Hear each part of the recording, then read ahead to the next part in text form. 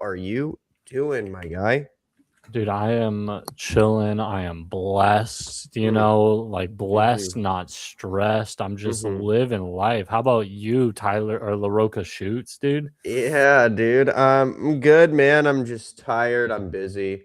And I'm finally over this sickness, whatever I had. I'm pretty sure, like, at first we thought it was a cold, but I'm pretty sure it was COVID. Like, the way it Uh, felt more like COVID than it did a cold. Rip, dude, you could have died, bro. Yeah. But yeah, man, I mean, we got a lot of NBA news to go over, a lot to talk about in general, especially the new Steam shitbox.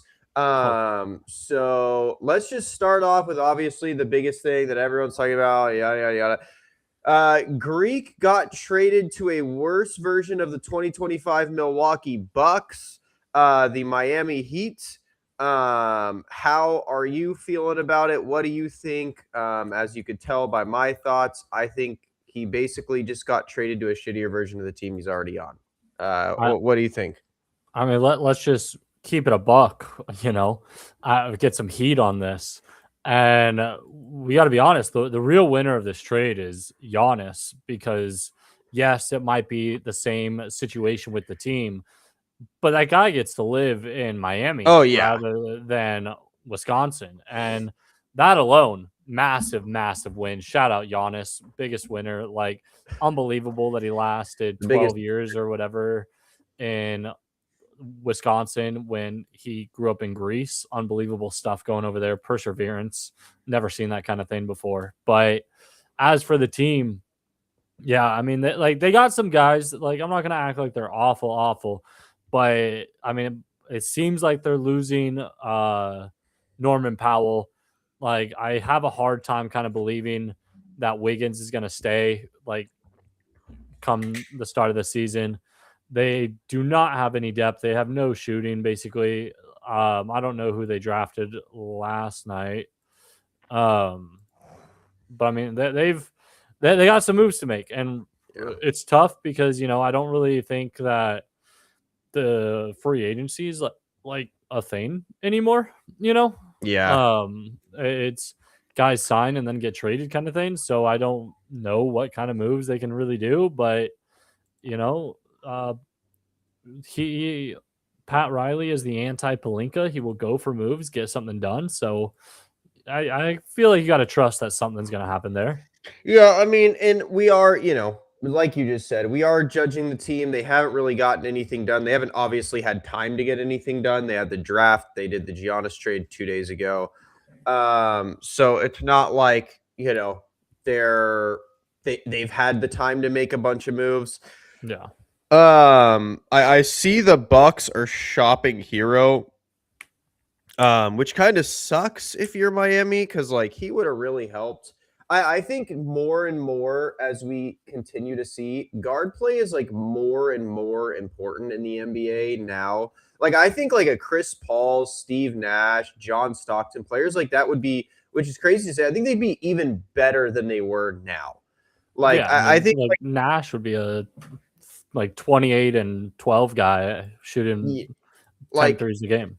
yeah, like I think guard play now is super important. I think Miami's big issue is they don't have any guard play. Giannis is not primary ball handler.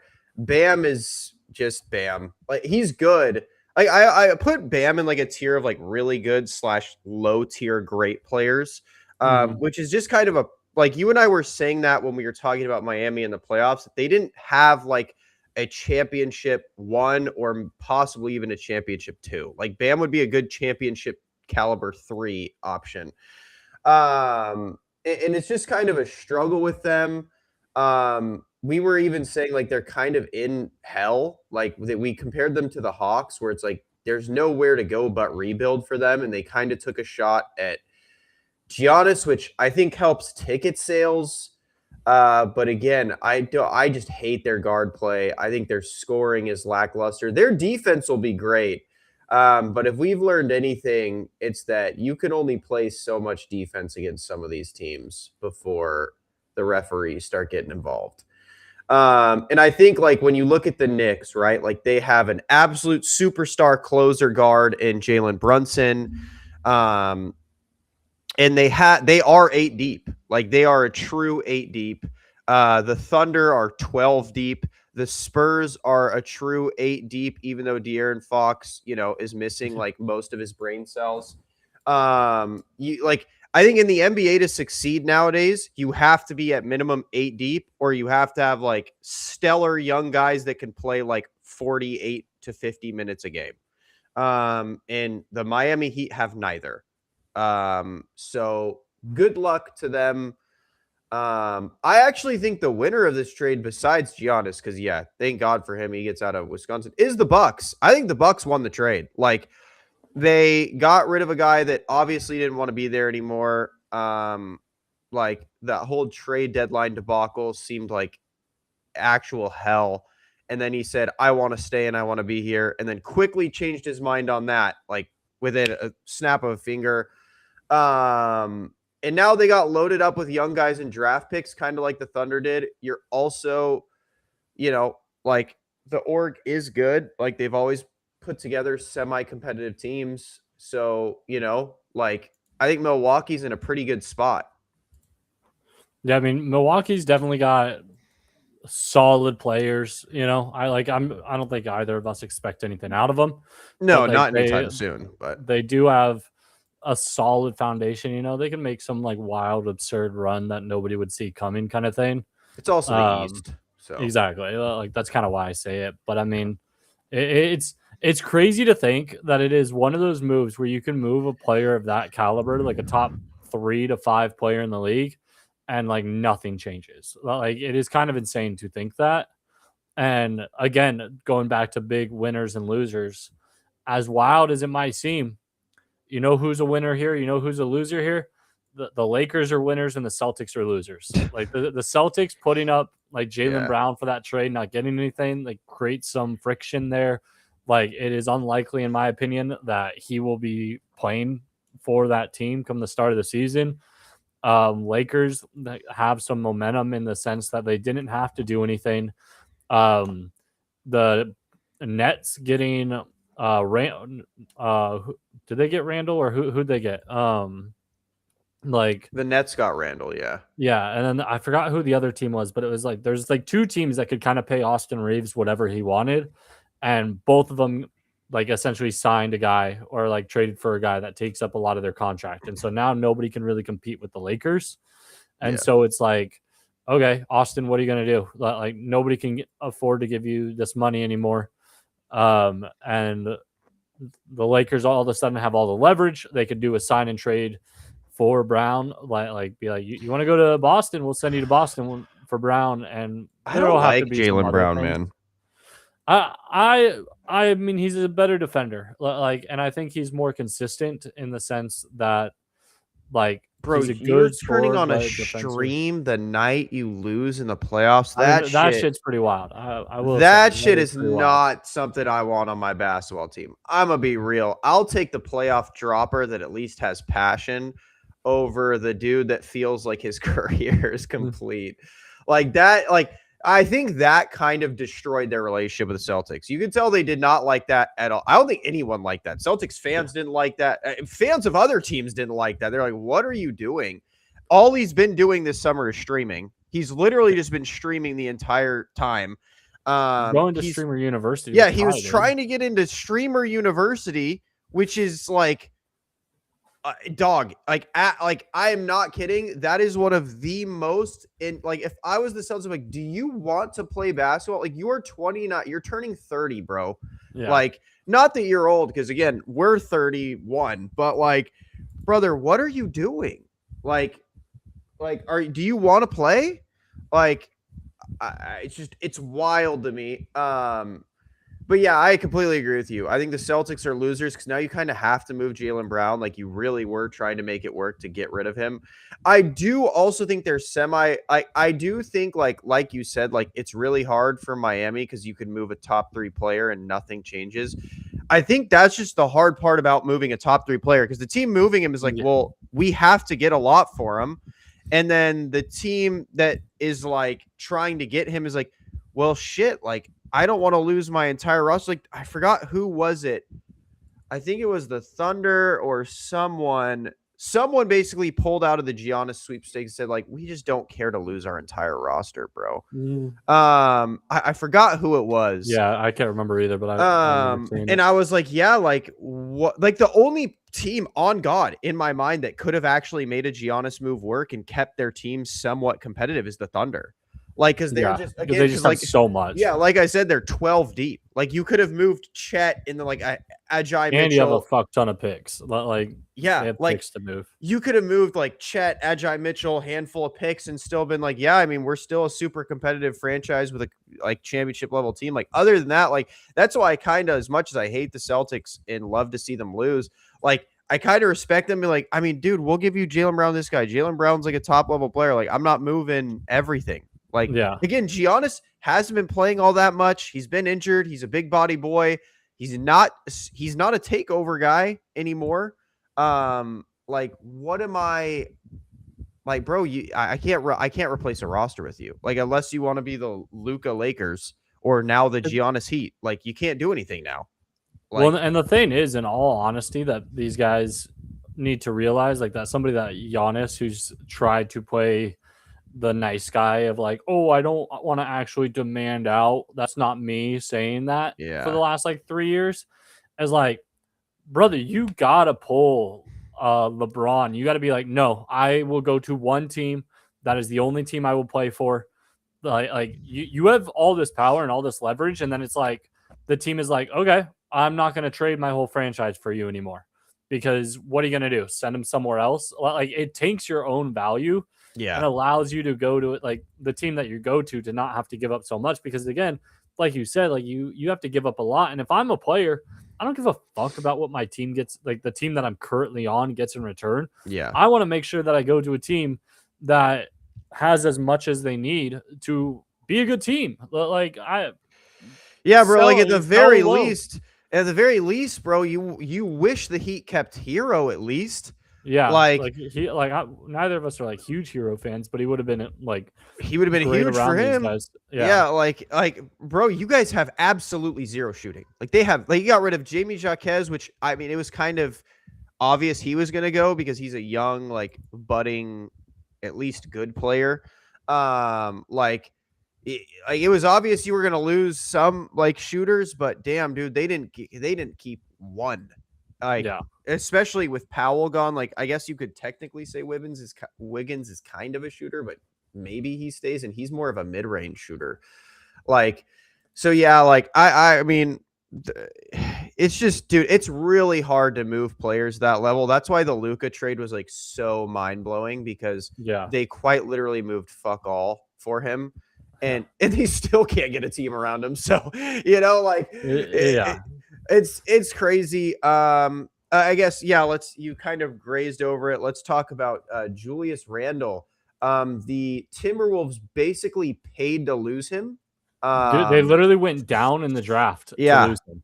yeah. Like they Um, just freed up space. the GM basically said that they feel it's addition by subtraction, which I do agree. I think their whole game plan was kind of focused on him and Ant's ISO ball, and then in the postseason, his ISO ball was not working. I mean, we've seen this pretty much every time Julius is in the postseason.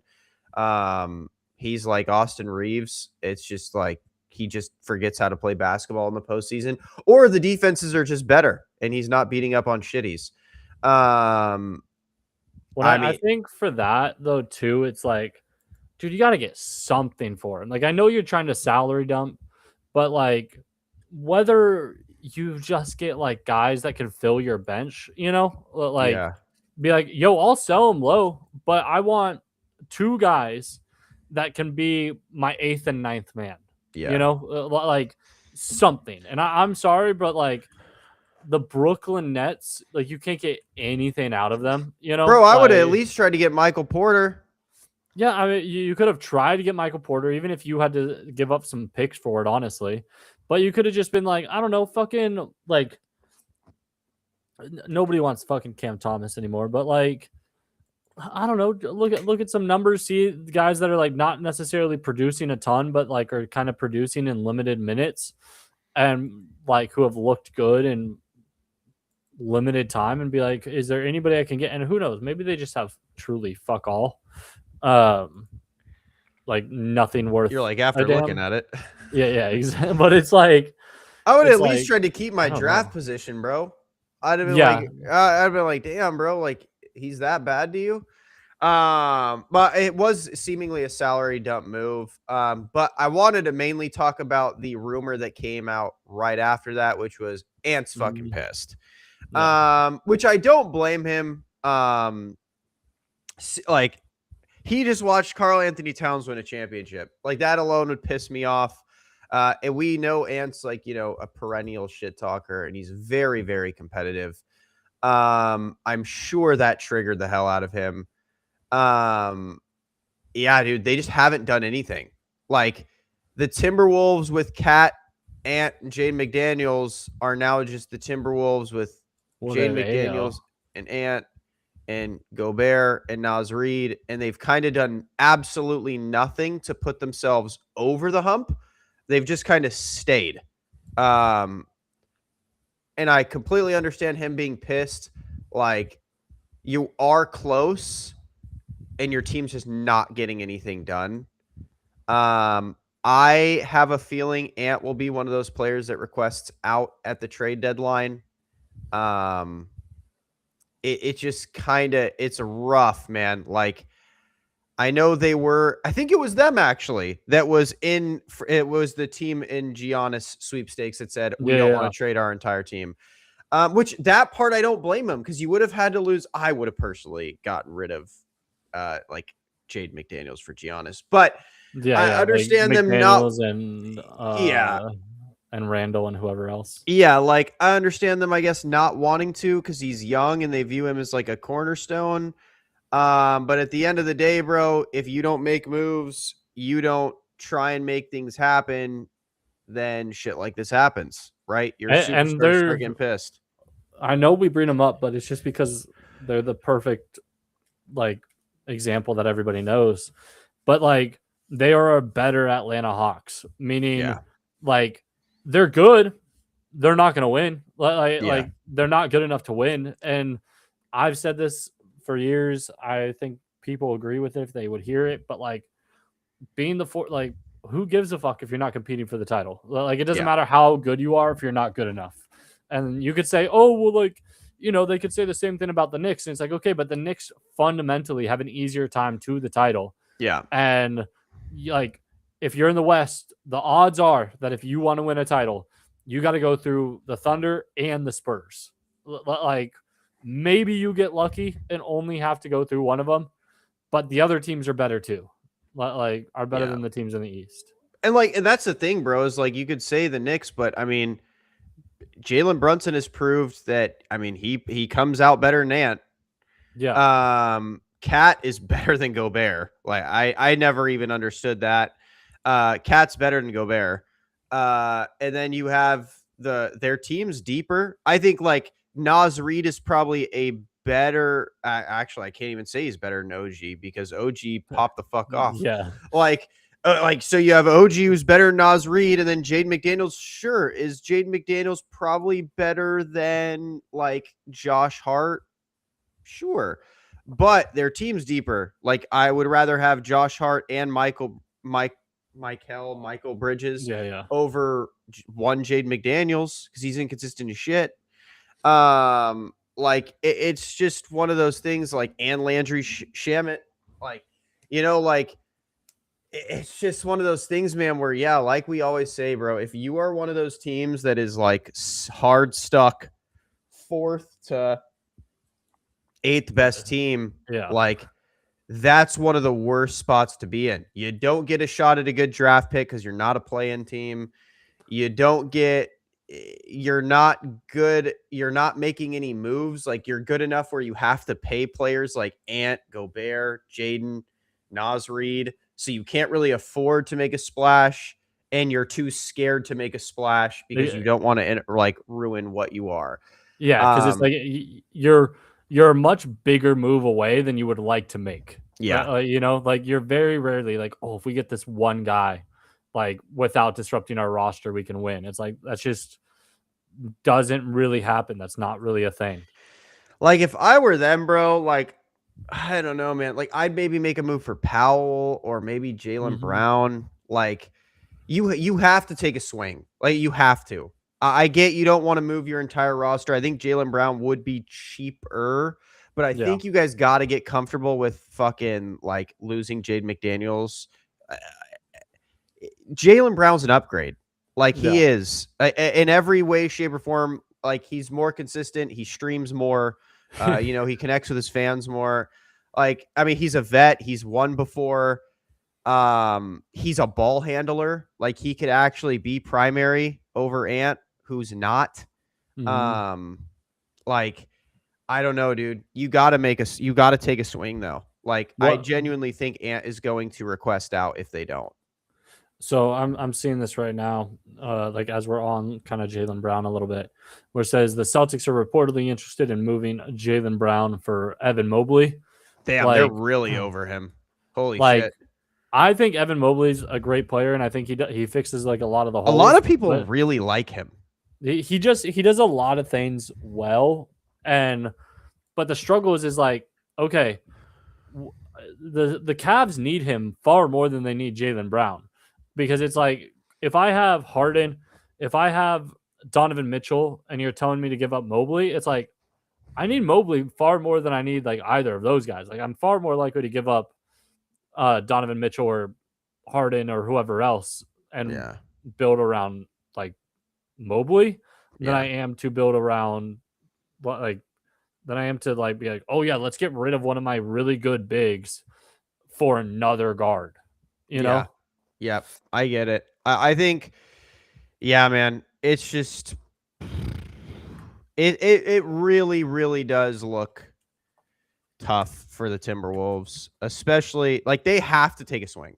Like I'm Yeah. telling you, like if you guys are listening, which you probably are, bro, you need to take a swing. You have to. You cannot afford to lose Jalen Brown. Or sorry, Ant. Because your franchise is cooked and he's gonna want out. Like, you guys suck. Like, and not in the meaning of you guys like are a bad team. It just you guys are the shittiest position ever because a dude that hates losing has to accept the fact that his team is never gonna win shit. Like, Mm-hmm. their big news was, well, Nas Reed's now gonna be a starter. Bro, I don't give a fuck. Yeah. Like, I don't care. Like he's not. That's not. That wasn't saving you guys. You could start Nas Reed, bench Nas Reed. You guys are gonna look damn near the same. But yeah. So like those are the big trades. I mean, we'll keep posted if anything else happens. We want to move into the draft. Two of our favorite teams in each conference yesterday just got way better. The Wizards did end up making their decision. They made their mind up. They didn't get nervous. They didn't choke the pick. They went AJ Debinsa.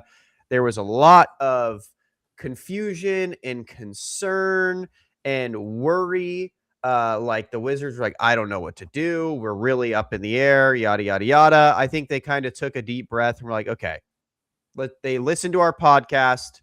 They thought it through and they're like, okay, Tyler and Mitchell are right.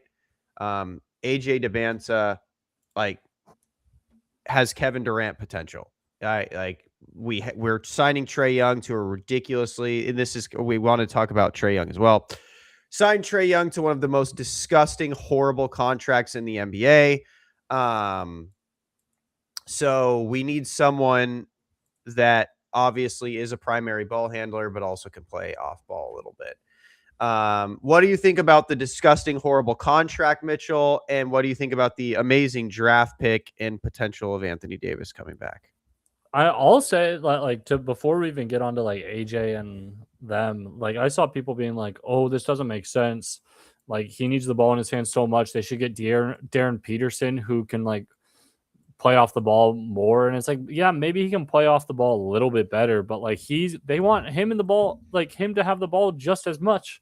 And so I'm like, that makes less sense to me. AJ makes more sense. You have a guy with length, you have a guy with size that you can kind of put at like the 3 or the 4. Put him next to AD. They got Sar, who's a serviceable big, at least for right now. Um, and I think it's a good move. You know, like he fills a lot of holes. We've been saying for a while that the all things, if they're healthy, if everything works, like they have a solid squad. They have a shooter's chance Yeah. at making a run. Which it's early, but they got like 2 years to do it. They got 4 years with Trey. I think it's we I don't want to say it's as bad as the Beal contract because they actually have potential with their team. And I understand giving that team a couple of years. Like they would love to do the same thing with Anthony Davis. Anthony Davis seems to want out of there, which it's like, again, give them 2 years and then you worry about it. And like, then you can worry about Trey Young. And as much as people will say, like, this contract's insane.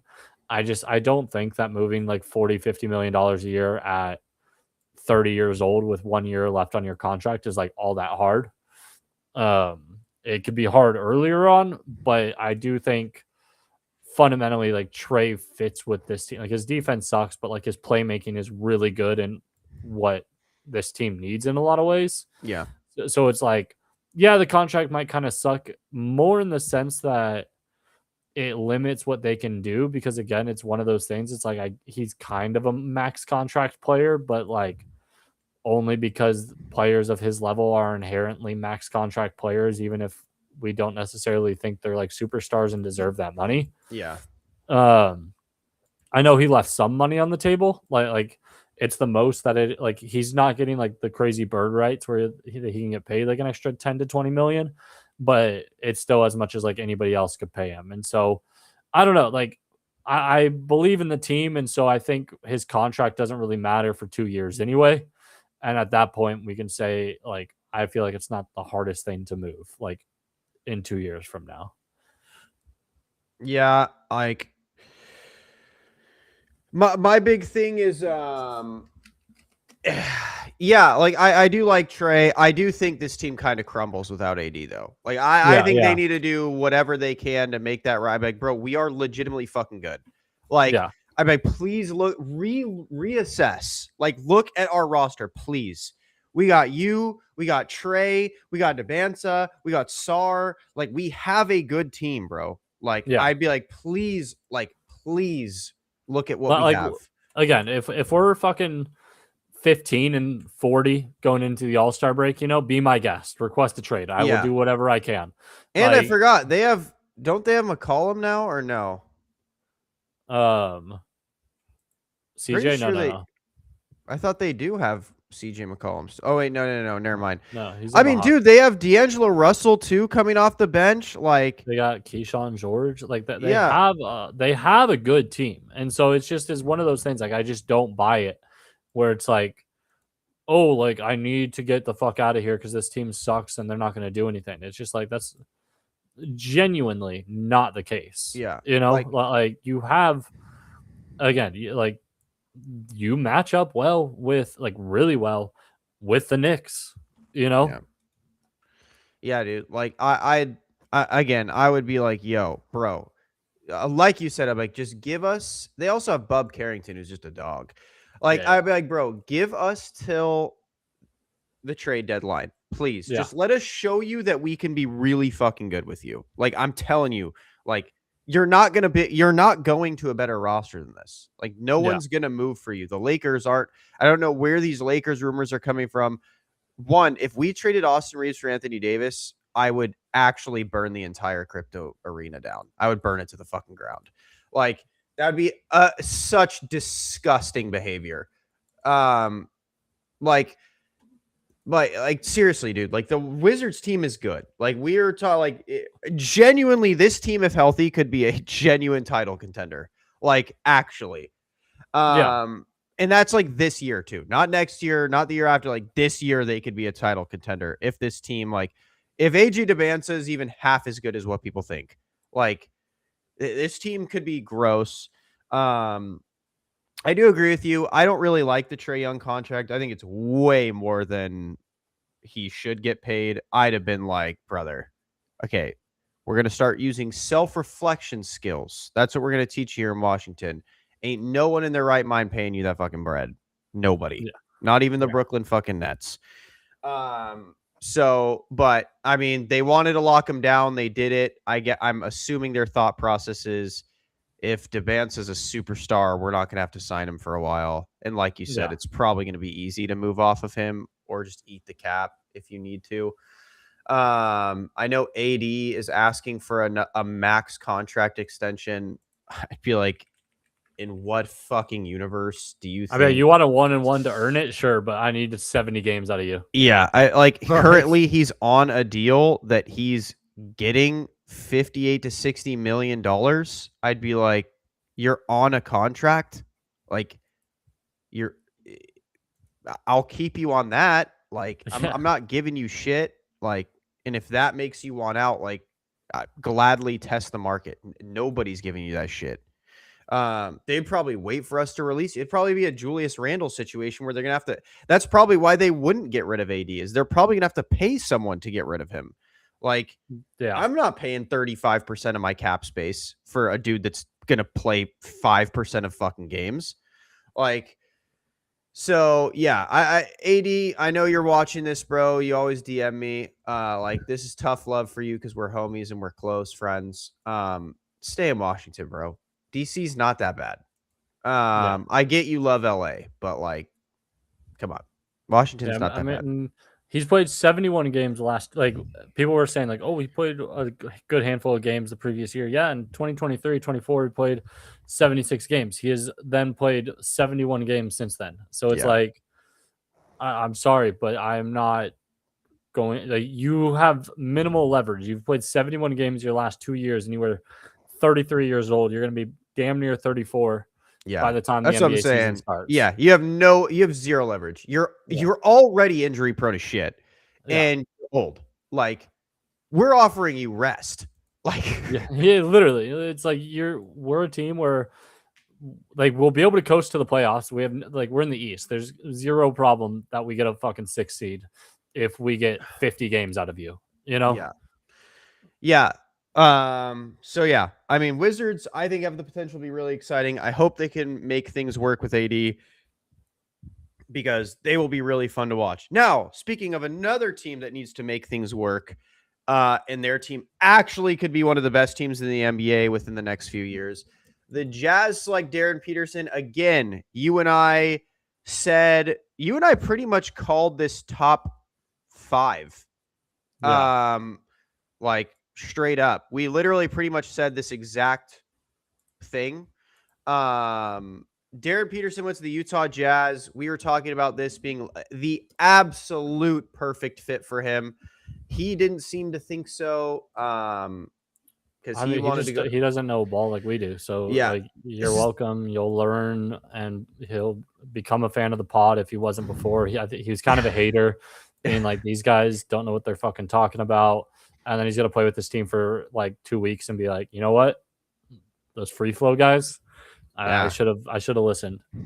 Like, and that's my thing is, some we need to talk about Utah. This is the second year in a row a high level prospect has not wanted to go to their fucking team. Walker Kessler doesn't want to be on their team anymore. Or actually, he does. He just wants to get a big paycheck. But Walker Kessler's white, so. But yeah, the 2 high level prospects in a row do not want to go to your team. Have made it very public that they didn't want to go to your team, and then you had to draft them, and you're basically now in the position of begging them to want to play for your team. I don't know what's going on. If I were the Utah Jazz, I would hold a meeting with Ace Bailey. I would hold a meeting with Walker Kessler. I would hold a meeting with Darren Peterson. Like, I would have a legitimate team meeting, come to Jesus, talk about, guys, we are a really good roster. We are a very, very good roster. We are a very, very young roster. I would say, Walker, we are going to pay you. Straight up. At this point, just pay him. I don't care. Don't play this game of chicken. There's no need. You don't need to sign anyone right now. They're waiting to sign what's his face, the guy that Darren Peterson didn't want to play with. It was the other George brother.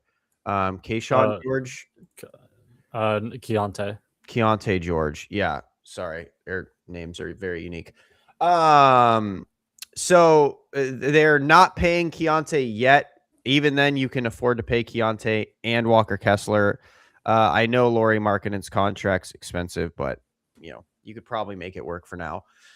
Like I would genuinely, I'd pay Walker Kessler, and I'd be like, yo, you need to figure out and get Ace Bailey and Darren Peterson bought in, because the only thing keeping Walker Kessler not bought in is paycheck, that's easily solvable. Just don't be cheap. Yeah. You need to get those two bought in, because if those two are bought in, like I would emphasize, like, bro, this team is fucking gross. Like we are gross. Because at the end of the day, I genuinely think any player, like basketball player, whether they want to play with you, live in Utah, whatever the fuck, I think winning helps you buy in. And I Mm-hmm. guys, you two are like, you guys could be the cornerstones of this franchise that is genuinely really good. Yeah. We went over this roster when we were talking about him getting drafted here, right? You have Ace Bailey, Keontae George, Darren Peterson, Nurkic, Markkanen, Walker Kessler, Jaren Jackson. Like we were just talking about, if you want to be a championship contender, you need to be 8 deep. This team is 8-9 deep of young, really good fucking players that can all rotate in for each other. Like this team's really exciting if they're bought in. What do you think about the Utah Jazz? What do you think about Darren Peterson pick? And what do you think they need to do? I'm with you. It's you get this team together. You're like, guys, we're not gonna like tank this season like we were last season. We're not gonna like sit guys to for the sake of sitting them. We're not like we're going to push this team to see how much we can win. Mhm. If again by the trade deadline, if by the next season, I'd be like, we don't expect to win right now, but we have a good team. We want to develop. Give us a year or two, and then like hopefully we're competing as some of these other teams are starting to fall off a little bit. And if we can leapfrog some of them, all the better. But like I mean, on paper, everything that we have going for us, we are a good team. Let's ride it out, see what happens, and like I mean, I don't even know who their coach is, but like I think they in all just honor, hired someone, actually. um, like in all honesty, he'll get replaced soon enough. Oh, it's the Will Hardy. Yeah, Will Hardy still. Yeah, like, and he just got a multi-year extension like a month ago. But like, yeah, I don't know enough about him. If signing a guy to a multi-year extension when you're going through a rebuild and they're pretty shit is one thing because they're paying him through 2031, insane. Um, as we saw with like Mitch Johnson, you don't necessarily want a coach that the coach that gets you through like the learning process is not the coach that gets you over the top. Yeah. Like the Knicks went from Tom Thibodeau, who we all know is not a championship coach, to Mike Brown, who took them the extra mile. But like you can I implement a lot of the same honestly, things, but like you gotta make improvements at the coach as well. bro, I'm gonna be honest. Tom Thibodeau might be a perfect coach for this team. You dog them, get them into Yeah. it. Yeah, Like he might be a perfect bridge coach for this team. Whatever you guys do, do not hire Doc Rivers, please. dude, I swear to God, if Doc Rivers gets a job, I'll hire shooters. You know, Please, God, do not hire Doc Rivers. but I On don't. God, now I that I wouldn't think put about him it, on my biggest enemy team. I don't want him around the NBA. like here's my thing, bro. Like we were actually just talking about this when we were talking about the Knicks. Like Tom Thibodeau is that perfect coach that gets you where you need to be. Like Mhm. he'll squeeze every He ounce. helps you overachieve. Yes. And he could help this team like, yo, we are running the ball through Darren Peterson. Darren, you said you want to stay healthy this year. Well, guess what, buddy? We're hitting some cardio. You're going to be playing 48 minutes a game. Like, and it's one of those things where like people think it's troll, but I really do think it's good because then like look what happens when you get a coach like Mike Brown that rests you. Like Mhm. you're like, oh shit, like this is easy. Like Exactly. Everything becomes easier. I do think Tom Thibodeau is a criminally underrated coach. Like I genuinely would give him a ring. Like if I were the Knicks, like I think he really does. Like you said, I think he really Before does. Stephen A. Yeah, yeah. Jesus Christ, I hate that dude. And like I really do think like he does help you overachieve. I also just think he kind of like instills that dog in you. Like Mhm. he's like, because I think like the Knicks wouldn't be in this position, I don't think, if they were just with Mike Brown the whole time. Like I think Tom Yeah, yeah. Thibodeau really did come in there and change culture. Like, I don't know, like I think he walks into a building and goes, I don't know why you guys don't think you can compete with these motherfuckers, because you can. And Yeah. like we can outrun them. And like that's Tom Thibodeau's thing, is like, bro, we're going to be in better shape than you. We're going to be faster than you. We're going to be more aggressive than you. If they score 2, we're going to hit you back with 3 on the other end really fucking quick. And Yeah. like, and I think it works so well with young guys. Like, I think with young teams like this, it works really well because they have the cardio to keep up. Like, it doesn't work necessarily with older teams because, like, you know, like you couldn't send LeBron's them to not the gonna Lakers. fucking Yeah, run. LeBron's Yeah. not running It'd be 45 like, minutes fuck sprinting off, up. Tibbs. Get out of here. You're Luke fired. is already struggling to keep Yeah. his weight down enough. Like, so, but like with this team, bro, especially with a team that, and that's another thing, a team with a culture issue, I think Thibodeau's perfect to slot in for. Like, I get this Will Hardy guy coached with the Celtics and Spurs, so they've probably got like, you know, it deep in their throat. But Yeah. like, if you pull it out a little bit and just like be like, we have a culture issue, we need a culture guy. Tom Thibodeau's the guy that even players nowadays rally around. Like, even the players this year were talking about Thibodeau being a massive impact. Like, players rally around him. They want to fight for him. They want to play for him. Like, bro, I think he's perfect for a young team like this. Like, all right, you guys don't want to play with us? Too damn bad, because you're going to run like you do. Yeah. Like, it's going to be pretty hard to not want to play with us when you're exhausted. You, So you yeah, don't know what you want when you can't think because you're yeah, too tired. yeah, because there's not enough oxygen getting to your brain.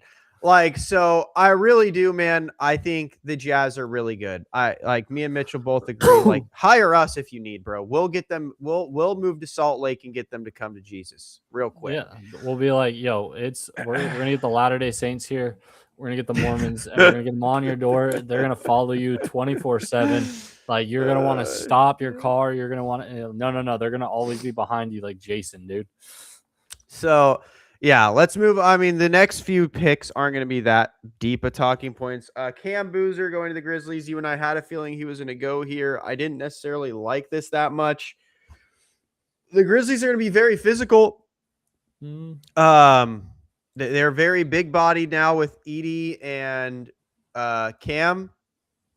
I mean, honestly, if I could say it, they kind of remind me of the Cavs front court.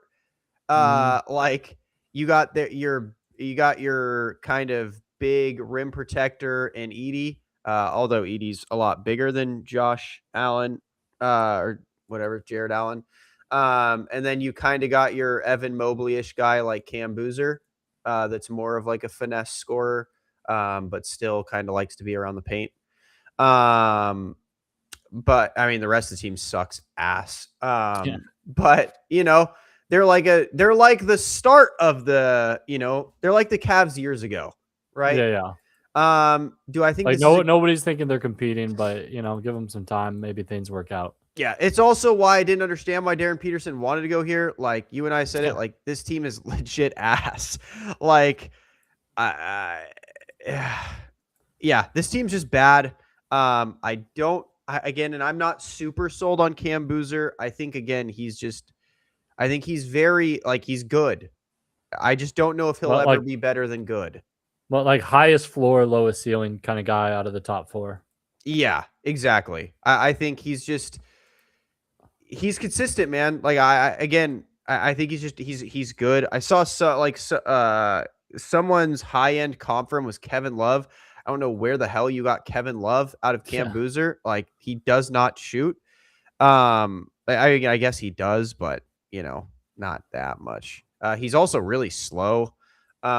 He's just not very athletic. He can't shoot. Again, I think he was a very good college player. Like, that's my problem with him, is I think he's just a very good college player. I think he plays like a typical college guy that's just not going to be great in the NBA. I think he could be good. But again, I comped him as his dad, which isn't a bad comp. I don't think Yeah. it's an insult. People take it as an insult, but it's not. What up, Tyler? What up, Dre? How you doing, baby? But yeah, I think Cam's good. What do you think about Cam? What do you think about the Grizzlies? I mean, I don't have much to say about this team. They're just kind of going to be bad still. Yeah, I mean, I like him. I like Boozer. I think he'll be a solid player. Uh, I think he could be like a 24-12 guy, much like his dad was, like back in Utah and stuff. Yeah. But same kind of thing. It's like it's one of those things where like I just think the Grizzlies are so bad that it doesn't even matter. Yeah. I think they'll be Like actually with the new tanking rules, who fucking knows where they're going to be? They're going to be fighting for their lives to prove their yeah, shit, I guess. to prove that they're not a bottom three team, but that Yeah, they're like and I feel bad because they are legitimately probably still a bottom 3 team, and they're going to yeah, have to actually fight for their lives to get a good draft pick, which is I hate Adam Silver. I can't wait yeah till he's, that gone, that's it's whether yeah physically or just from his position. it's such an awful. I mean, we've talked about it before. It's such a stupid fucking rule. Yeah. The NBA just they listen to the worst fans when it comes to this stuff, and it's like, dude, don't listen to the fans. Just do what's good for the fucking league, and this is not what's good for the league. Yeah, bro, like that, and this team is perfect. Like this is exactly what I'm saying. Like they're trying to rebuild because their team sucks. There should have been franchise cornerstones, absolutely brain dead stupid, and they have to get rid of them now. Like they have to fully rebuild. They have two young guys in Edie that Boozer that can be like good support pieces, but they're not necessarily superstar pieces. Um, and like they're just like fucked, dude. Like even them playing well, they're still probably bad. Like Yeah, I don't know how this team's supposed to like get better if now they're gonna get shafted when it's like, oh, Grizzlies, you're taking. It's like, no, we're just shit. Like, like we're trying, bro. We're just shit.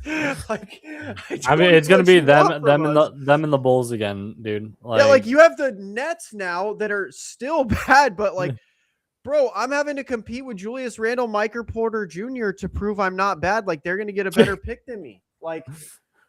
yeah, like they're clearly not the worst team in the league. Yeah, yeah, and then they're gonna get a pick rewarded to be that. It's like, Yeah, yeah, I mean, good luck, Grizzlies fans. But yeah, and then speaking of the Bulls, who are probably the second worst team in the NBA, yeah. they got Caleb Wilson. Draymond Green was super, super, super high on Caleb Wilson. He thinks this dude's floor is Kevin Garnett. I mean, dude, he does look really good. He's just a really bad shooter. I'm not very high on guys that aren't good shooters in today's NBA. You and I have said it multiple times. If there are two things you need to be able to do in today's league, it's shoot 80% or above from the free throw line and shoot 37% or above from the 3-point line. If you can't do those two things, I don't see you necessarily having a career in the NBA. When it's Like, like you got to be able to put the ball on the floor too, and he's like yeah, not the best in the world at that, and so it's like okay, like you are going to rely on a point guard to create a fair amount of your own shots, like you are an expensive lob threat, and it's like how are DeAndre you gonna? Jordan just shittier defending. Yeah, and like I don't think either of us think he's like actually DeAndre Jordan, but it's more of just like how do you like what are you going to do to create your own offense, make it easier for everybody else, and like be an actual star player when you're not really a threat without the ball if you're Yeah. not in like the dunker spot kind of thing. Yeah. And it's like they have a solid-ish team, I guess. Like they could probably get the number one overall pick because they could probably get themselves into being the third worst team in the NBA. Mm. Which again, so fucking stupid. Like, they have Colin Sexton, who you were really high on for a Zayles. while. They have Anthony Simmons, who's good, Nick Claxton, who they just got, Josh Giddey, who's a good creator, Yuki, the GOAT, who's 5'5", 160 pounds. And then Caleb Wilson. So, they have solid pieces. Again, unless Caleb Wilson is a legitimate superstar out the gate, this team's probably still going to be bad. I mean, But I will say at least they do have Giddy. Like he is a good playmaker. He they can are set looking up. to trade Giddey, though, from what I've heard. Yeah. Like, I know the Suns want him, which I actually think that's a great landing spot for him. A lot of young college girls, you know, but besides that, like I do think they need a ball handler in Oh, dude, Hornets Phoenix. emerge as a potential suitor for Giddy, bro. I don't like that much, to be honest, because he's Because a prime. he fills a lot of the LaMelo role. Yeah, I don't want LaMelo off ball. I think that's stupid. But I mean, a lot of teams are doing that two primary ball handler thing. Um, and Brandon Miller was not good at filling that role. So, yeah, maybe. But yeah, I mean, again, the Bulls I just, again, they're going to be fighting for their lives to be third best or third worst, which I think they can do it. I think they can win the lottery sweepstakes and not be as bad as the Nets or not be as bad as the Grizzlies. Because the Grizzlies actually have no players on their basketball team worth a damn. Like again, this team is generational ass cheeks. But thank goodness that they're forced to you know they're forced to now. But yeah, Caleb Wilson, I'm really excited to see how he ends up. He definitely, I think he has one of the highest ceilings in this class. But yeah, I think you and I both agree he just has a lot to work on. Yeah, yeah. And then the Clippers grabbed Keaton Wagler. You and I kind of guessed this based off the mock drafts. He's like 18, 19 years old. He was one of those college superstar type dudes that kind of wasn't really that high coming out of high school, ended up looking I don't really, even think really it was like good. ranked coming out of high school. Yeah, If he wasn't nationally. Um, yeah, and Illinois kind of went crazy in the tournament, and when you go crazy in the tournament and you're the main reason behind it, um, yeah, you get picked really high. The Clippers, again, bro, I feel bad for the Clippers because I really do think they have one of, if not the best owners in basketball. This dude tries his ass off to make this team a championship contender. He just constantly gets screwed. This team, again, it's one of those teams that I think this team is a play-in team at best. Yeah, like I think they could be better. who knows, Obviously, they're the kind of team that gets a top pick next year. You know. exactly. They could be a Uh, play-in first overall pick. They have Kawhi. I know a lot of teams are trying to trade for Kawhi. I think that's probably a good idea. Depends on what you Um, got to give up, but yeah, like I feel like you could almost get Kawhi for like you got to give up somebody, but like picks. Well, like I yeah, feel like it's more like if we're trading Kawhi, we're clearly entering a rebuild. Let's see how many picks we can get for him, kind of thing. yeah. Like I think this kid's got a lot of room to grow with Darius Garland. I think that's pretty cool. You have another guard duo next to you that can kind of take some pressure off. You have Bradley Beal, who definitely wants shots. So you have a lot of Mhm. people that can take the pressure off you. John Collins is also good. So this team's solid. You could have gone to the Grizzlies. So that's good. Again, I still think, in my opinion, my pick at the Clippers, I will constantly talk about this, should have been Darius Acuff Jr. I think this dude is fucking insane. But yeah, good for the Clippers. Keaton Wagler. Michael Brown Jr.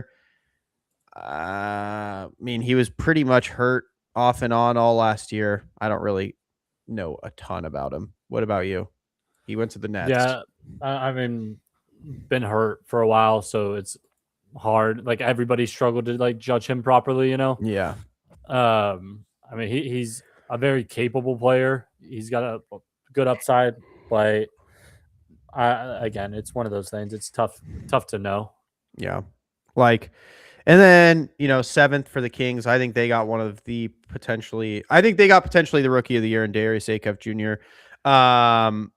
This dude's fucking incredible. He shot 44% from three. He was a high volume shooter. So it's not, you know, a lot of people were comping him to Brunson. I completely agree with the comp. I think Acuff is legitimately phenomenal.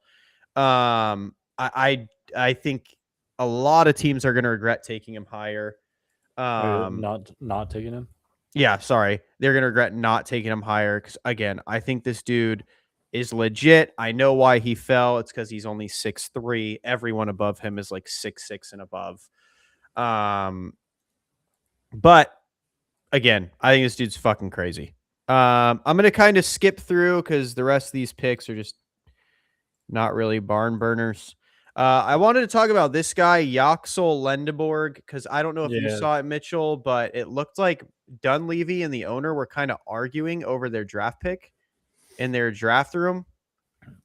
All I know is, like he isn't again, there's so many players, so it's hard to remember, but like this dude he's old as fuck. Yeah, he's 24, so he's old for a rookie. But like Michigan was like surprisingly good last year, Yeah. and like that's why he's going so high. That's a huge reason for it. He was a key piece, the I key mean, yeah, they were piece on the fucking team. insane. They were the best Michigan team of all time, pretty much. But yeah. Better than the Fab Five. Yeah, I mean, yeah, they won it. Yeah. They won it all. And yeah, so like, as you were saying a couple minutes ago, like when you make a run like that, like you get a massive boost to like your draft stock. And he fits in as a guy that can kind of do a bunch of things that works well for them. And their window's closed, so in that sense, or like it's closing, whatever. So it kind of makes sense to like want to get a guy that, yeah, he's not going to improve a ton compared to some of these other younger guys. Yeah. But his floor is going to be higher because it's just like, yeah, he wasn't the first Michigan guy taken, Yeah. So. Yeah, I'm kind of with you here. Like he turns 24 this season. Like he is fucking old, like for a rookie. And like there's like we talk about it in football a lot. Like 24 is old for rookie in football. But at least you can make the excuse in football, like their body wasn't ready, yada yada yada. Like in the NBA, bro. Like again, I think pretty much every single person taken before him was like 20 or under. Yeah, being a 24-year-old rookie, like at some point, like I use this example in football, like it's a grown ass man bullying kids. And I'm just gonna say it straight up, like no matter how good Debansa and Darren Peterson are, brother, this dude's a full grown man. He's 6'9", 240, and he plays point forward. Like, yeah, you're just a kid. Like you're fucking 18. Like you're fresh out of high school playing a dude that's pretty much made a fucking college career. And that's the thing. Like, you learn so much when you play in these leagues longer and longer. And whereas like the learning curve from the 17-year-old to the 19-year-old that is a one and done, like you learn, you don't even learn college because you're like, I'm going to play less than 40 games in college and then I'm going to be playing in the NBA. Whereas somebody that's got 100 games in college is like you figure out 112 games in college, not including, or I don't know if they include the things in this stuff, but like it's just is like you have a massive advantage over how to play the college game over everybody else. Yeah. So I mean, we'll see. I know history does not bode well for Yaxel. Yeah. There's like two other guys that I wanted to talk about. Yeah, I was going to talk about the Lakers guy. Who do you want to talk about? Well, if we just keep going in order, but Ade Mara, the guy that went to the big fuck. Yeah, another Michigan guy, but this guy goes to the Thunder. OKC. And he's a skilled player, like obviously incredibly tall at 7'3". Great passer, good touch, but like it's very clearly like an anti-Wemby move. Oh yeah, bro! They just watched Chet get absolutely bitched up and down the court. And it's like we know we're not counting on this guy to score, but we don't need scoring. So this guy, if he can play some good defense, rough up Wemby a bit, like use his size, and then make great passes to us, like it's kind of one of those picks that's like that you might have gotten. Again, we all knew they were going to make a move. We all knew there was like good players in this draft, but it's like this could be a steal. Like this is something that kind of extends a title run in the sense of like again, like the Spurs, they did get the 20th pick, but yeah, like it's and they got a good guy. But yeah, no, I mean they that's what's great about them being as deep and as good as they are, is they can afford to make moves like this. I do think I'm gonna give a hot take. I think the Thunder should take a swing for someone like Jaylen Brown. I think they're too deep. You have too many options. I hear that. I think they're one of those teams like you don't need to be 12 deep. You're never gonna play fucking 12 guys like, ever. Yeah, ever. Like it obviously it's going to be expensive, like very quickly. Yeah. So they're going to have to at some point. Like there's people that make the excuse, well, it allows you to game plan for different teams. So you're going to put in a guy like, for example, this guy, 8A, right? What if he is good? What are you going to do? Right? Say you need to play small ball. So this kid's not going to play for 10 days and you're going to expect him to guard Wemby for his first action in fucking 10 days. Like that shit's stupid. I do think they should make a move for someone, like just purely to get rid of players. Like I'd be like, genuinely, we have too much shit. Does anyone need help with trades? Like, that's why I was kind of surprised they didn't jump into the Giannis sweepstakes, because they could have still been 8 deep. Oh, they could have gotten rid of like, they could have gotten rid of one of the Jalen's. They could have gotten rid of Caruso. They could have gotten rid of like 4 different picks. Like, they have the best package. I'll be honest. Like for any player, they can put together the best package while also having the best team for the guy to go to. Yeah, like I definitely think they should make a move, especially with this addition, because you are going to want him to play. Mm-hmm. That's my only worry, is him finding playing time. Because you also have Hartenstein, who they liked and paid. Yeah. So like, in my opinion, you're like, again, it's one of these things where there is such thing as having too much. Like, it's, gluttony is a deadly sin, guys. Like, how's this kid going to develop if he's not playing? Because you're not going to bench Chet. And like, are you going to bench Hartenstein? Because that's an expensive motherfucker to bench. So it's like, I genuinely think, like, if you're them, make a move. Like, maybe get Hero. I don't know. Get Hero. Get fucking get Jaylen Brown. Get some sort of star/superstar that you can just dump 4 players for, because you could use the dumping. And then who is the other guy you wanted to talk about? Laker guy. Like, I mean, we could go through some of the other guys, but I'm not trying to spend. I don't really care. There. I don't really give a fuck about any of these guys. We could talk about like the Hornets guys, or we could talk about Jaden. Yeah, we are a Hornets podcast. Obviously, they're the best drafters in the NBA. So Steinbach and Christian Anderson are going to be 2 of the best players in the NBA. That is true. We can go over them real quick. Steinbach helps them with their rebounding issue and their size issue. They're a very tall front or backcourt. Like, they're very big backcourt wise. But their front court's not very big. They got rid of Mark Williams, when the Laker trade fell through.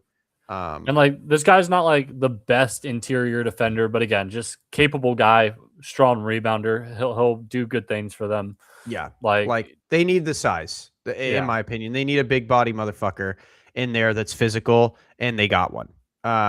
They needed it. I like Diabate Musa, the boy, the homie. But he's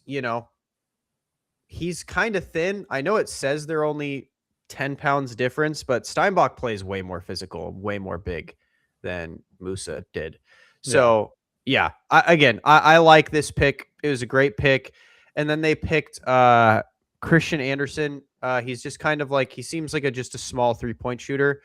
Good pick and roll guy though too. Like, he can do some of that. Yeah, like, again, I don't see where he fits. Like, I think he can be a guy that can run the floor when LaMelo's not on there. And like at 6'3", like, he's got some decent size to him. Like, but that's like, are you willing to get, like my thing is like, who are you going to move away? Right. Cause Kobe White was phenomenal for them. Yeah. I just think Kobe and him do different things. I will be honest. Yeah. Like Kobe's a better scorer. And if this guy can run the offense, like if you have a team worth running the offense through, I think this guy could like carve out a role. But it's one of those things where it's like, I don't know, like I'm going to start with Kobe White. If Kobe White's not on, and that's true. like I'll get him in there, but it's not one of those guys that I think is going to play even 15 minutes a night. He's going to be like an 8 to 12, and then sometimes he'll have games where he plays like 25. Like yeah. And who knows, dude? The Hornets have been finding gems in their draft classes. So again, we will be fucking tuning in to the Charlotte Hornets, the greatest, show on turf. And now do talking about 30 seconds on Jaden Quintons real quick. Sure. Quintons. The Spurs pick, athletic guy, kind of small, but and coming off an ACL, that is rough, especially for a big body boy. Yeah, big guy, like genuine big body, 6'10", 255. Like it could be tough, but it's one of those like if this guy can work out, you put him next to Wemby, like it's a guy that can thrive with Wemby. Yeah, they really need someone that can play with and without Wemby on the court, and their team doesn't absolutely crumble. Like that is a big hole to have. I think the Spurs, you know what they should do? They should trade that terrorist on their team, De'Aaron Fox. That would be a huge move for them. I think if you're talking addition by subtraction, that's multiplication by subtraction, brother. Get fucking rid of him. It is absurd. It is disgusting to me that he's still on the roster. But yeah, I like this pick. They needed help when Luka was off the court because Wemby. Or that's what I meant, Wemby. Yeah. All these fucking Europeans. Because what's his name? What's his fucking name? Yeah, Cornet had he had one of the best moments of their playoff run. But other than that, he was pretty goddamn useless when he was left on the court without Wemby. So, and this kid's 18, so he could actually grow, which is incredible. So yeah, good pick by them. Young guy, high upside. He's going to be playing next to Wemby, so he's going to be able to develop because he's going to be getting belt in practice. Yeah. And then now to go to the Lakers, fella.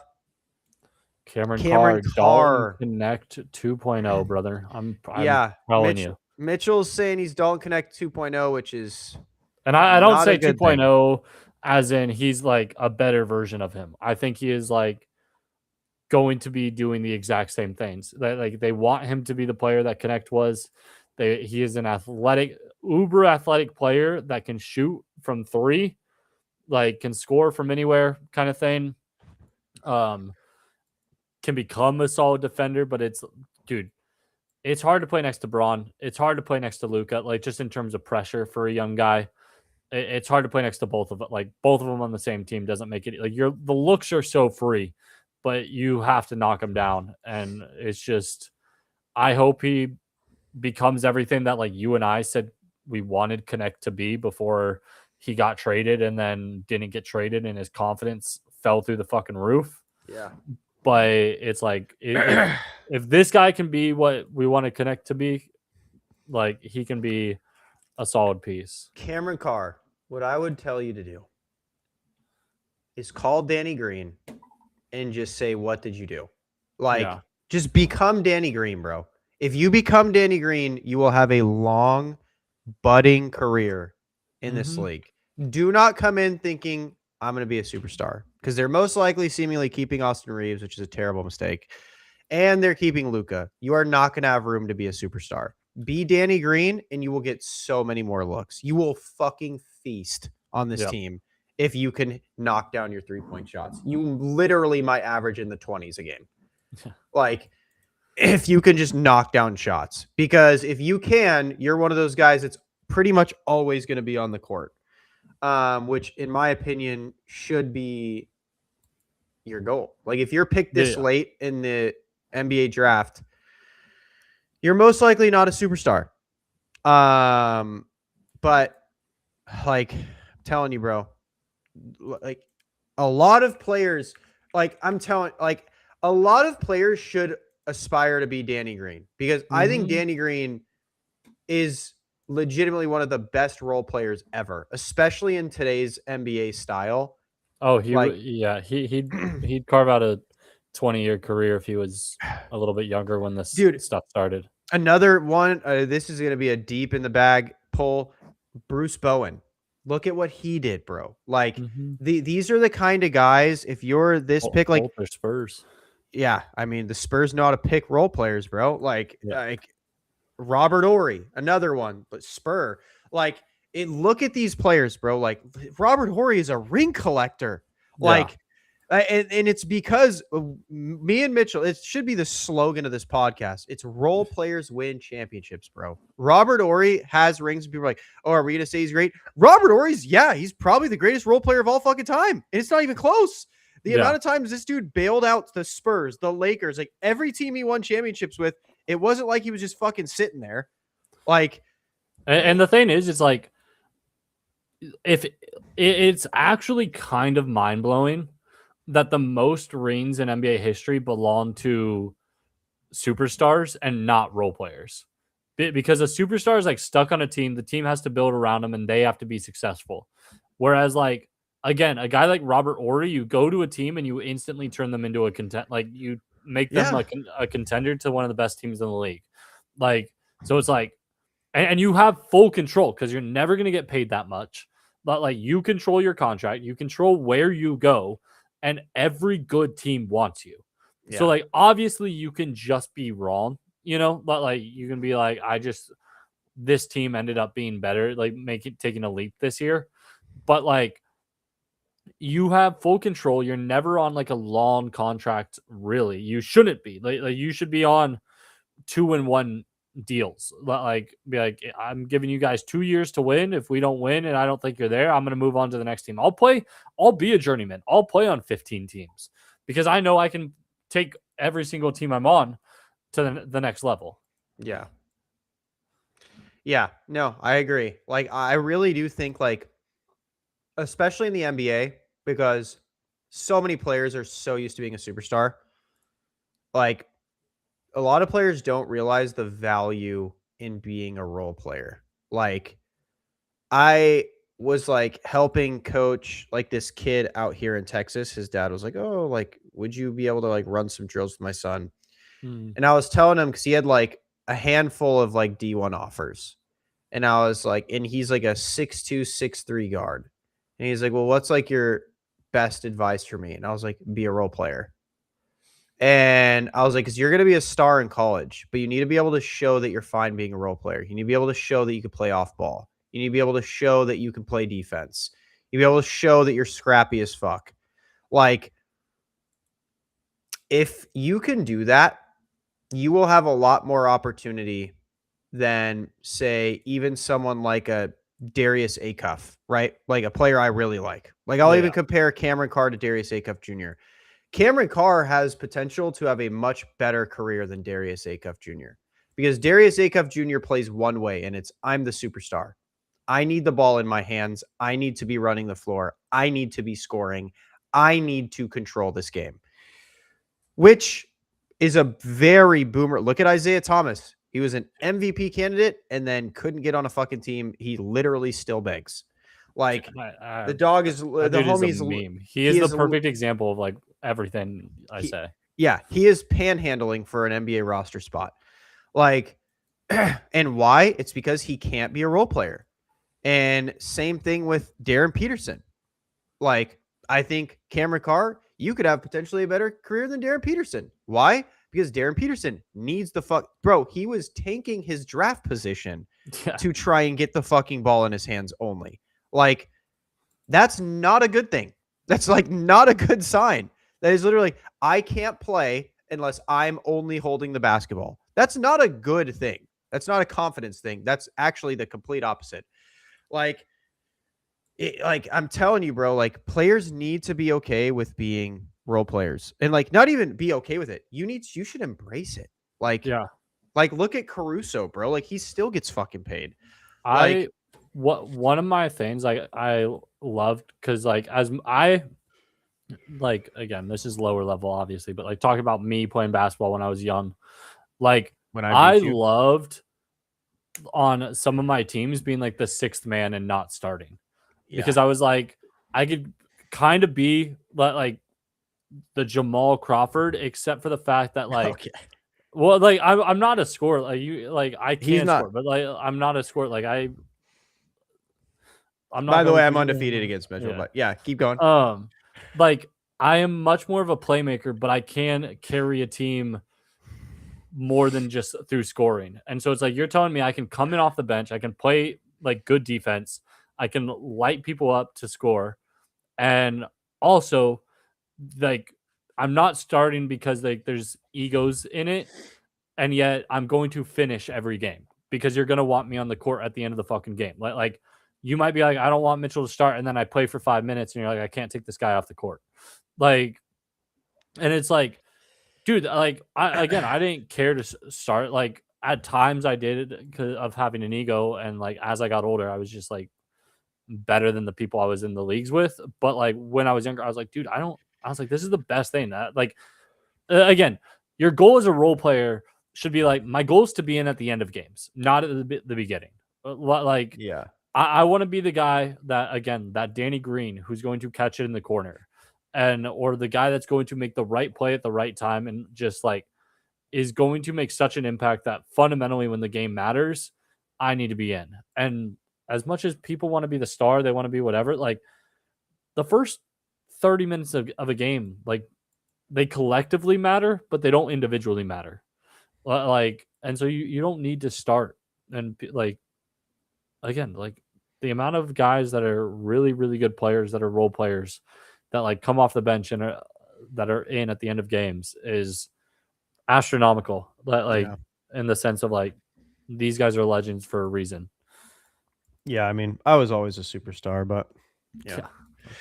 No, yeah, like it is really important, man. Like being able to just, I mean, that's how I was able to get on a basketball court, is shooting threes. Like obviously, I was like Kyrie, like a primary ball handler, shot creator, but you know, like, but yeah, no, honestly, like it is one of those things, man, where you can carve out such a good role for yourself if you just like learn to not be like stuck in that mindset of I need to be the reason my offense is running. Yeah. Like it really does help you not like, bro, like look at even players like even like players that have been considered superstars, like Joe Johnson. He's like a perfect example of like a role player that just was budding into a superstar because he was so fucking good at everything. Like he could play off ball and he was fine with it. He didn't care. Sure, go ahead. I'll play off ball and I'll be a baller. You need me to play on ball a little bit? Sure. You need me to play defense? Sure. You need me to rebound? Sure. Like another one, Jason Tatum's like the perfect example of like the pinnacle of being a superstar, like role player. Yeah. Like that's my thing, right? Is like Jason Tatum, like, and people take it as an insult. It's not an insult. It's genuinely a compliment. Like Jason Tatum's very good at everything. And so it's easy to slot him in anywhere. Like any team could use a Jason Tatum. Why? Because he doesn't need the best. Like look, perfect examples. Look at who they're trading. Are they trading the Jason Tatum, who is extremely highly paid, off an Achilles injury? No. Why? He have a market like Jaylen Brown? Well, because Jason Tatum can do everything. Jaylen Brown wants the ball in his hands constantly. Like, that's the problem. And like another thing is like, it's like same with Joe Johnson. Like every time teams wanted to rebuild, like he was like the last one they'd move. Why? Because he was good at everything. You didn't need to get rid of him. He like, you have all the power. You're just like there. You're like, yeah, you could build around me because I could do whatever you need me to do. And so be a role player, guys, because your ceiling as a role player is Jason Tatum. Your floor can be like Caruso, Danny Green, these players that still get heavy minutes. I mean, Caruso is making fucking what, 15, $20 million a year? That's my thing is like everyone's all hung up on, well, I want to be a superstar making 50. Well, bro, only a select handful do that. Why don't you be one of the fucking role players that vary from 15 to 40? Yeah. Like there's a lot more bread in that and there's a lot more opportunity in that. Like and it lasts longer. Like, and you could choose your fucking team. That's the best part of being a role player. Oh, where do I want to go? The Spurs could use a role player. I'll go there. Yeah, they'll pay me. I want to play with Wemby. Yeah, I'll go make 15. Oh, you know what? LA needs a role player. Hey, I know Reeves asked for a lot of money. I'll take like 20. I'll go play with Luka and LeBron James. Sure. Like, bro, like you said, like you have so much leverage and so much power of where you go. Like you could just go wherever the fuck you want. Like, yeah. Play anywhere. I want to go. You could destination shop like Giannis did, but not be on a horrible team. Like, yeah, exactly. Yeah. Like you're guaranteed to be on a good team like every year. Like, this year I want to be in Miami. Living in Miami sounds kind of dope. All right, I'll go to Miami and make $20 to $30 million a year. Like, bro, that's the best position in basketball. It's like being a good backup in the NFL. Like you get to do whatever you want, make good bread, like not really have to worry about much. Like obviously as a role player, you got to play more, but like, so I'm saying, bro, being a role player is like people think being a superstar is lit. No, being a role player is lit. The only thing more lit than being a role player is being Alex Moran. You ride the bench and you get paid and you get all the bitches and do none of the work. That's what I'm saying, bro. Like being a superstar, like also like you have to worry about paparazzi all the time. You have to worry about like, being harassed all the time. Being a role player, bro, you're rich as fuck and you don't get bothered. And you get left the hell alone. You can go to Disneyland. Like, bro, that was sad. Like seeing LeBron talk about it. Like, I know people are like, oh, poor LeBron, like billionaire. Like, but bro, it's true. Like, could you imagine not being able to go to like Disneyland with your kids? Like that sucks. Like, and it's not even for him. It's just like his daughter wants to go. Like, obviously he can like rent it out at night and do it. Yeah. But it's like his daughter wants to go to Disneyland.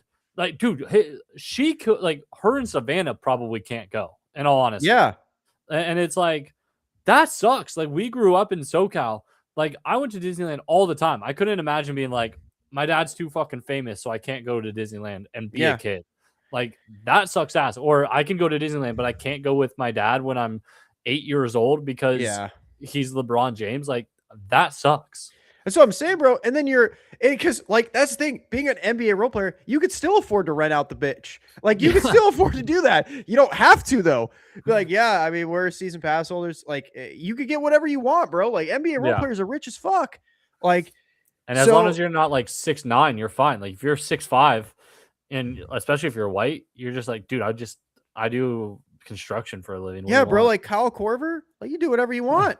Like, that's what I'm saying, bro. Aspire to be a role player. I'm dead ass serious too. Like, sure. Like, and here's my thing. There's not much you can do with LeBron money that you can't do with Danny Green money. Like, there's really not much. Like, sure. Can I buy a fucking 8 Gulf Streams and fly them whenever I want? No. But are you really going to want to do that? No. Like, like everything you would realistically like want to do, like everything you would want to do as a 16-year-old, like you could do. Yeah, exactly. Like Danny Green can do anything LeBron can do. Like it's just LeBron can do it more times, I guess. Like Danny Green could buy a fucking yacht, even a super yacht. LeBron James can just buy 5 of them. Why do you need 5 of them? Danny Green can go to Monaco during the F1 GP. Yeah. And be one of the like not the richest person there. These people are fucking. I don't even. Some of them are billionaires, but like, be perfectly fit in and be like, yeah, dude, this is life, and also not get bothered whatsoever. Yeah, that's what I'm saying, bro. Like, being a role player, honestly, might be the best thing ever. Like, because again, you're rich as fuck. Like, and you don't have the like pressure of somebody. Like, sure, and that's the best part is like maybe someone's a legit fan of you. Like, if they want to come take a picture of you. And that's dope. That probably makes your day like, fuck yeah, I'll take a picture of you. I'll sign a jersey. Like, and that's the best part. But, like, if you're LeBron, it's like, God, dude, I'm swarmed. Like, I literally can't leave my house or I'm swarmed. Steph Curry can't leave my house. Even fucking Tatum or Jaylen Brown probably can't leave your house or people are going to bother the fuck out of you. But like, yeah, I'm like these Danny guys Green. are not living normal lives. They can't go to the grocery store. They can't do anything. Can't go Yeah. to Starbucks and get a coffee. Danny Green, I can go do whatever I want and I'm good. And like, if you want to take a picture of me, fire, because I don't get asked all the time. Like, I will take a picture with you. Like, I don't know, bro. I feel like being a rich ass role player, like, hold on, I want to see this. Danny, He made $100 million over his career. I Yeah. just looked it up. Yeah, bro. He's rich as fuck. He never has to worry about money a day in his life. If he invested even 1% of that, he's chilling forever. Like, dog, you know how good of a life that is? Like, he doesn't have to do shit ever. Bro, you know how hard it is to spend $100 million? This dude could buy the nicest mansion of mansions, the nicest car of cars, the nicest yacht of yachts, and still have 90 fucking million left over, pretty much. 80 million left over. I don't even know where he lives. Let's see. Where he probably doesn't even know. Where does Danny Green live? Yeah, okay. He lives in LA. Yeah. Like, so he's probably got multiple houses though, you know? He's fucking chilling, bro. I'm telling you. Be a role player. Anybody listening, be a fucking role player. That shit is fire. Like, as two rich role players that are now retired, like, brother, we made our careers like, you know, Mitchell made like $300 million being a role player. I made like 30, and we're both still chilling. Dude, I travel the world, you know? This is literally Mitchell's lived in Korea. Mitchell's lived all over the United States. I was in Singapore for a time just for fun, dude. And like, I was like, dude, this shit's easy. Like, people say it's expensive here. I can't even relate. Like, I'm buying $24 drinks, and I'm like, is this it? What are we talking here? One more form of good news for the podcast since we're wrapping up. Actually, two things. One, I'm gonna look sexy as fuck and professional as fuck next week because I got a ton of shit coming. Two, next year, for probably around our 50th episode, Mitchell is gonna be back in the great country, the United States of America. Let's hold on one. You can ask Caprice when you told me you were coming back. I was like, finally. I told Caprice, I was like, dude, I'm so hyped Mitchell's coming back because he's staying forever. He is staying. I'm not though. That's yes, you are. No, I'm not. Yes, you are. I'm re-signing my contract in like 2 weeks. No, you're not. I am. Yeah, what are they gonna do? Extradite you back to Korea if you stay in the United States? No. I'm not staying. That's the thing, though. Mitchell, I can get you a legit good, high-paying job in Texas where you want to be. Dude, I'm gonna be. You would be actually loaded with cash too. I'd be working way too much. No, bro. Oh shit! By the way, this just happened. Los Angeles Lakers star Austin Reeves intends to sign a 4-year, $185 million max contract to return to the franchise with a player option for the final season, 29-30. Reeves declined his $14.9 million player option for the new max deal. So what, 190 million basically divided by 4, so like 45 million. Golly, dude. These contracts are insane. These contracts are stupid. 46 million a year. Be a role player, guys. Come on. Like, be a role player. I'm gonna tweet it. He's just not worth this much money, man. Like, I get it. It's still technically like not a discount. Yeah. Like, okay. We'll do a quick segment on this because I got to eat some food. But what do you think about it? Like, I don't like it. I think that's still too much. I would have stayed at 150. Yeah, dude, I don't understand contracts anymore. When I saw Franz Wagner get paid like $250 million, my sense of contracts was fucking forever distorted. So I have. That's what I'm saying. Like, my thought process is like, I don't care that they fucked up. I don't want to. Yeah. Well, that like again. So I guess his contract's like basically the same. Yeah, they're basically the same amount. Franz Wagner's is $45 million a year. But when I'm paying my third best player $45 million a year, I am sorry, but I am blowing my brains out before I play my third best player $45 million a year. I'd be like, I am 45 million for number 3. Before I I'd be Yeah, like, dude, like, I'd be like, you are. I'd be like, I just fundamentally, I could, not like, I firmly believe this. You know, people say NBA owners have too much money. NBA players deserve a piece of the pie. I'm sorry, I have a limit. I do not think that NBA players should be billionaires. I don't give a fuck. Like, owners can be billionaires. I get that the NBA players generate a lot of fucking money and it is all on them. I'm sorry. I will feel far too disconnected if I find out once again Franz Wagner makes $1 billion over the course of his career through NBA contracts, or that Austin Reeves makes $1 billion. I'd be like, I'm sorry, I can't relate to these guys. I can't relate. Like, fuck all of them. I hope they die.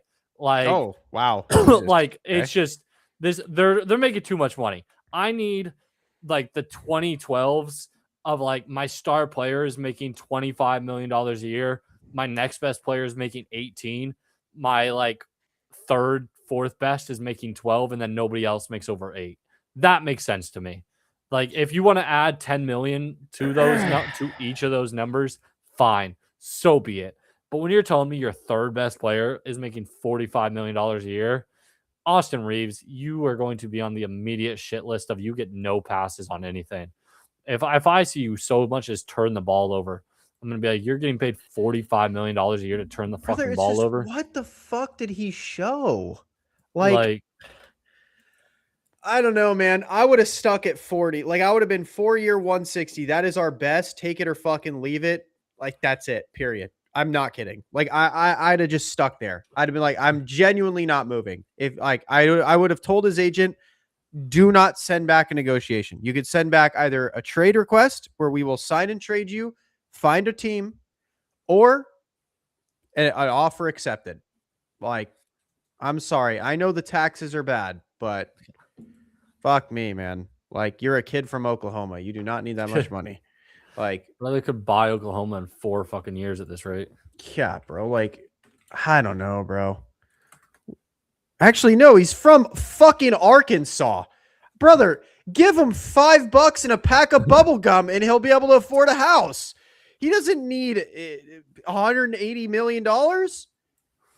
Like, I don't know. I don't like it. I feel horrible for Luka because I feel like his career is just cooked. Dude, he's going to be the best player that never wins an MVP, and somehow just the little Lakers are never going to fucking win. I don't know what's going on. Luka's just... I'm going to be honest, bro, and I would be really depressed. On God, if the Lakers say this is the roster they're running it back with, and it's pretty much the same fucking roster, I swear on my life, Luka, I'm going to look right at the camera for you. I don't blame you. Request a fucking trade. Get the fuck out of here. Just save yourself. Yeah, literally, dude. Like, please go win a championship at a team that recognizes how good you are. I'm so proud of you for not signing an extension. Like, truly don't. Because if your hope is Austin fucking Reeves and LeBron again with this dog shit supporting cast, yeah, brother, I fully and wholeheartedly will still cheer for you unless you go to the Celtics or the Thunder. Like, go to Wemby. Say I'll take a fucking hometown Texas discount to go back to Wemby or go back to the Mavs. Honestly, do what LeBron did. Dude, that would be so high IQ. Do what LeBron did. You take a break, go to the Heat, let them load the fuck up, and then come back. You know how fucking funny it would be if somehow AD forces himself back to the Lakers and Luka forces himself back to the fucking Mavs. Like, it'd be like, okay, so we just did this for 2 years for funsies, dude. Like, what are we doing? Dude, I'm actually kind of depressed. I'm not gonna lie. That ruined my whole day. What a way to end the pod, dude. Yeah. Well, see you guys later. Follow for more if we're still here next week. Go follow the Roca Shoots, dude. This guy had like a $300,000 view video. Let's see where it's at right now before we sign off, because that'll make me happy. Actually, my views are falling off right now and it's stressing me the fuck out. Are you doing it on TikTok too, or are you just no doing TikTok? You can't Reels? do gun content. I'm only doing it on Reels and YouTube Shorts. But YouTube Shorts, it's not really going crazy. Yeah, it's at 381,000 views. Oh, you're gonna hit 500,000, dude. I hope so. But all right. Well, Austin Reeves is a Laker. So for life, dude.